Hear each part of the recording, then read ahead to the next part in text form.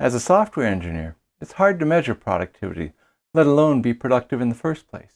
In this video, I'm going to talk a little bit more about the difficulty of measuring productivity, then share some of the things that I did to improve my productivity and appearance of productivity over the years.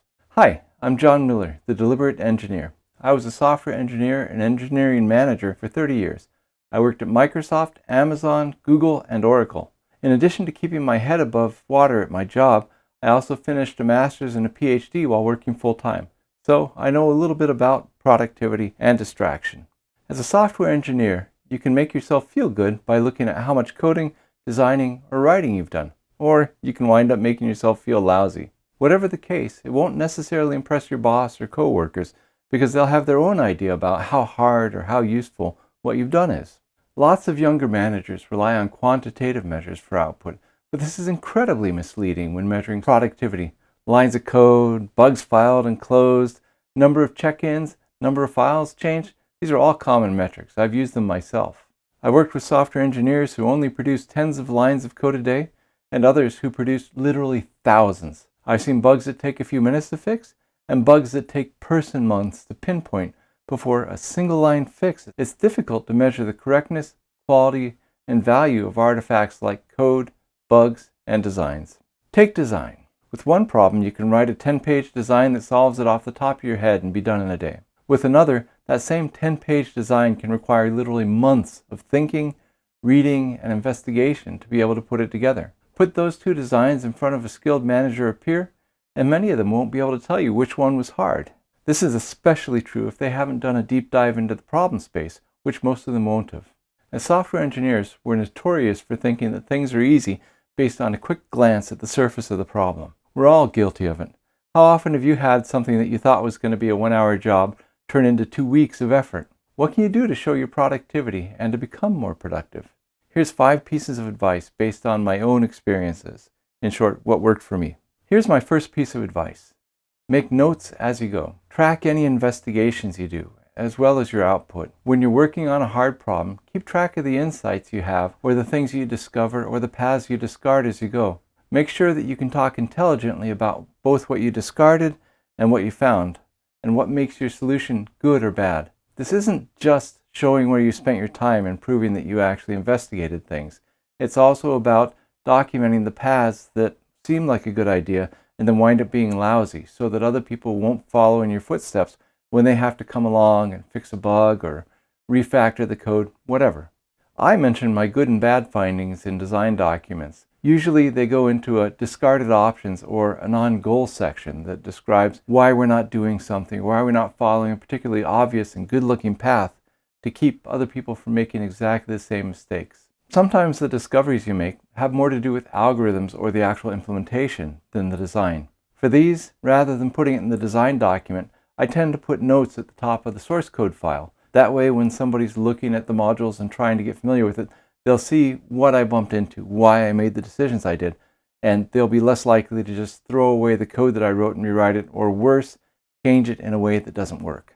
Another thing that you want to consider doing to help be more productive and to understand where your time is going is actually track the time you spend doing different things. Although it's anathema to most of us, tracking your time can be reassuring and useful, especially if you're only going to make it available for your own consumption.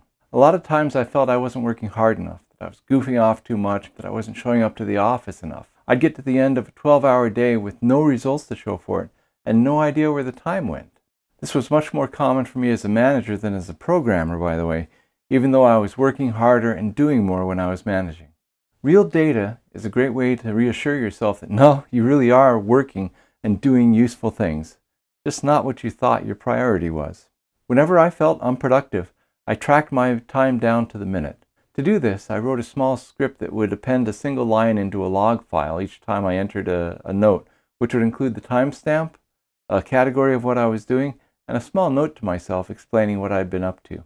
Sometime later, I could take a look through the data that I'd logged and see what I did in a given day or even over a whole week. Or if I wanted to analyze it more deeply, I could import this data into a spreadsheet and then do summary calculations to take a look at how much time I spent in what categories and the major things that I accomplished. For example, when I did this in the past, I'd find things like, I didn't goof off nearly as much as I thought I did, or that I spent an average of 30 or 35 minutes at lunch, or that I went to the kitchen for 45 minutes a day. Insights like this. More importantly, I also got insights like too many people are visiting and taking time that I need to do other things. And then I got the idea that rather than always accepting every visitor, I could ask the people who showed up frequently to instead save up some of their questions and schedule time with me. This led to less interruptions, and it helped me reclaim more of my time. Thanks to the little note that I often added to these entries, I was also able to see just how much time I was spending investigating or reading up or doing whatever to find a particular problem or to come up with a particular design. Now, this is something that I could then say, well, I spent a lot of time learning this or doing that, and I could make sure that I added notes about that into the design doc or into the source code. Tracking your time like this can't account for everything. If you're walking around thinking about a problem, there's no good way to log that. Nevertheless, I found it a useful tool for both improving my perceptions of how productive I was, redirecting what I was working on, and being able to describe it later to somebody else if I needed to. Another insight I got out of this logging was when I worked weekends. I used to work weekends quite a bit. I would work, I thought, 8 or 9 hours across both days of the weekend. When I took a look at the logs, what I found was I was only getting 2 or 3 hours of time logged. And what I was doing it in tiny little micro chunks here and there that wound up wasting the whole weekend without anything good to show for it. That led me to decide that I wouldn't work on a weekend unless I was going to do something significant. And when I did, I would concentrate the effort that I had into a particular part of the weekend. For example, Saturday morning first thing for 4 hours. I wrote a script because it was the old days, but that's not what you have to do if you want to be able to track your time. Today there's a lot of cloud applications and phone apps that do the same thing I was doing. I used one called Rescue Time for a while, and I thought that was a pretty good way to log your time and even to be able to write billable hours if that's something that was appealing to you. There's also different types of apps that, rather than relying on you to enter some sort of a manual value, will keep track of what windows you have open and how much time you spend typing in each of them. That can give you a summary at the end of the day that, again, can be quite useful for understanding where your time went. My third way to be more productive is to try and switch tasks less often. Research and experience both say that context switches are the devil. Every time you switch from one task to another, you reduce your productivity and you lose context. According to the 2021 Catalog Wertgeist report, it can take almost 10 minutes to get back into a workflow when you switch apps. And the average worker spends 36 minutes a day just switching between apps. Now, this isn't a new problem. It's been around for a while. If you take a look at a summary of the relevant research by the American Psychological Association, which I've linked down below, it talks about findings by Meyer, Evans, and Rubenstein that even brief mental blocks created by shifting between tasks can cost as much as 40% of someone's productive time. You're cutting your productive time in half by switching context too often. The guidance you should take away from this is simple and borne out by my own experience and research. Spend longer at each task and reduce interruptions. If your time log has a bunch of 5-minute entries instead of a couple 30 and 60-minute entries, actively work to reduce the context switching that you're doing. If you find yourself juggling a bunch of different apps the entire day long, try to spend longer in each before switching. That extra time you spend will be one less context switch and more time saved. Messaging tools are some of the biggest offenders. We all use messaging tools like Slack, Teams, Messenger, and so on. One of the challenges is their asynchronous interruption and the lure of going to use them when you're struggling with something you don't quite want to deal with yet. You can reduce the impact of these tools with a few good habits. First, do communication less frequently.